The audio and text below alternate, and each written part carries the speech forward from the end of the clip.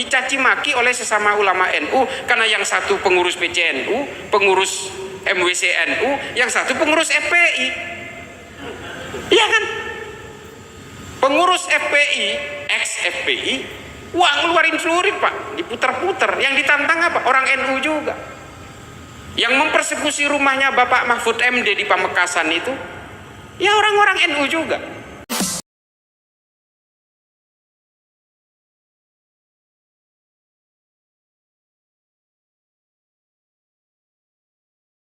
Mewe udah jadi Nahdien kok. Saya dikatakan liberal gara-gara saya sekolah di Amerika. Saya di Amerika sekolah sejarah, sekolah tentang filsafat Islam, pemikiran-pemikiran Ibnu Sina, Al-Biruni, Al-Kindi, Al-Hawarizmi, Imam Ghazali, Ibnu Rushd, Jalaluddin Rumi, semua saya pelajari. Termasuk juga bagaimana filsafat-filsafat modern dan filsafat Eropa mengutip dari sanad-sanad keilmuan dari para pemikir Islam awal. Thomas Aquinas, Jürgen Habermas, Immanuel Kant, Foucault. Wah, makin unik itu. Semua belajar dari orang-orang Islam. Dan saya dikatakan liberal karena saya mengatakan, nah ini yang paling sering dibantahin. Saya sering mengatakan bahwa sunnah itu kalau mendatangkan mudorot nggak usah dikerjakan. Karena sunnah secara logika harusnya maslahat. Apa contohnya? Saya ditantang begitu. Poligami. Kalau mudorot bisa mengguncang dunia persilatan ya nggak usah dilakukan. Daripada kita dicaci maki tiap hari sama istri kan, berbohong sana sini. Ini saya mengatakan seperti itu. Ya saya dikatakan liberal ya nggak apa-apa. Saya mengatakan ya itu contohnya. Meskipun ini dikerjakan oleh Nabi, masa harus kita kerjakan meskipun ini sunnah? Daripada kita dimaki-maki istri tiap hari, daripada baju-baju kita ada di got, ya kan? Nah apalagi kayak saya ini, saya jarang pulang ke rumah karena keliling seluruh Indonesia. Wah bisa-bisa saya jarang ngelonin istri Pak, sampai ke rumah saya nanti istri saya tiba-tiba daftar ke KUA, mati kita. Sementara saya anti poligami coba. Nah hal-hal seperti ini yang kadang-kadang distigmakan ke saya. Karena saya hanya ingin memberikan gambaran nyata kepada kita bahwa positif, soheh, NU itu menjadi sasaran dari berbagai ideologi transnasional termasuk Salafi Wahabi, kelompok-kelompok pengusung khilafah, dan juga kelompok-kelompok Haroki Ikhwanul Muslimin. Ini kita berusaha dipecah belah Pak, termasuk yang sesama NU sekalipun. Termasuk yang ubudiyahnya sama dengan orang-orang Nahdien yang sama-sama maulidan, sama tahlilan, sama juga ziarah kuburnya sama. Itu dipakai oleh mereka dengan menggunakan entitas habaib. Kita dipecah belah. Ini kan banyak ini saudara-saudara saya dari Madura. Hari ini ulama-ulama NU dicaci maki oleh sesama ulama NU karena yang satu pengurus PCNU, pengurus MWCNU, yang satu pengurus FPI. Iya kan? Pengurus FPI, ex-FPI, uang ngeluarin celurit Pak, diputar-putar. Yang ditantang apa? Orang NU juga. Yang mempersekusi rumahnya Bapak Mahfud MD di Pamekasan itu, ya orang-orang NU juga. Ini yang harus kita gambarkan hari ini. Dan kita digerus satu persatu, sedikit demi sedikit supaya kita betul-betul menjauh dari Nahdlatul Ulama. Karena terbukti hanya Nahdlatul Ulama yang mencintai negara ini. Kalau Nahdlatul Ulama itu ambisi ingin menguasai negara ini, oh sejak dulu Pak, nggak jauh-jauh. Ketika PKI merajalela, itu yang dipersekusi adalah kiai-kiai dan santri NU. Tapi setelah itu melakukan serangan balik, ya ulama-ulama NU dan santri NU juga. Semuanya pada diem. Dan yang mematahkan teori-teori janji-janji land reform dari PKI itu ya ulama-ulama NU. Makanya NU menang tahun 71. Ini harus kita sadari. Dan NU itu pada zaman Soeharto seperti apa? Ini mohon maaf, ini sejarah nggak bisa dibantah. Yang dipersekusi dan yang betul-betul digencet itu orang NU. Padahal orang NU tidak punya sejarah melawan terhadap negara ini. Tidak pernah menyuarakan kebencian kepada orang yang berbeda. Itu NU. Ini ditulis tuntas oleh Phil Caruso dari Tillman University. Bukan kata saya. Makanya NU itu menjadi penting di negara ini. Kalau NU tumbang, semuanya selesai Pak.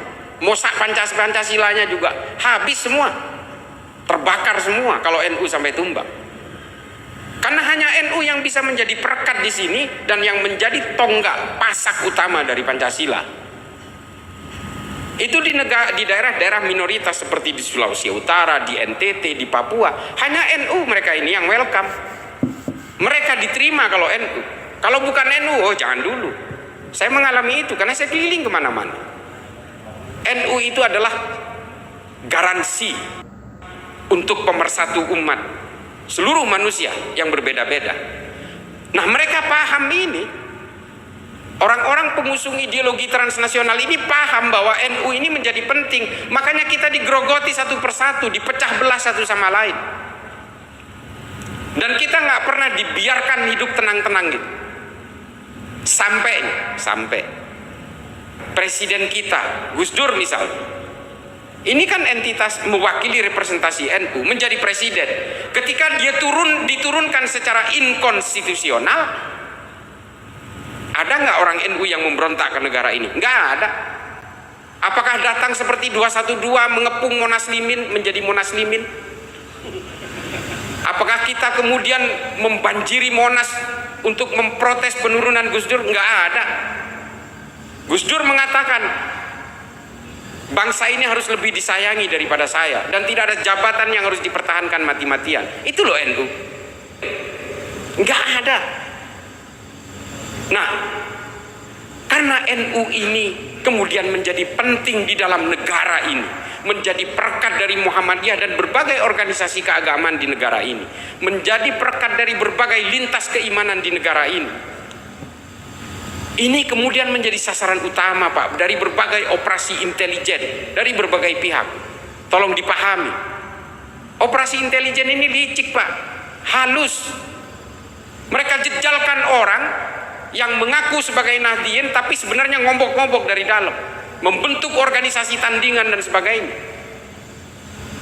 Ini sebagai upaya untuk memecah belah NU.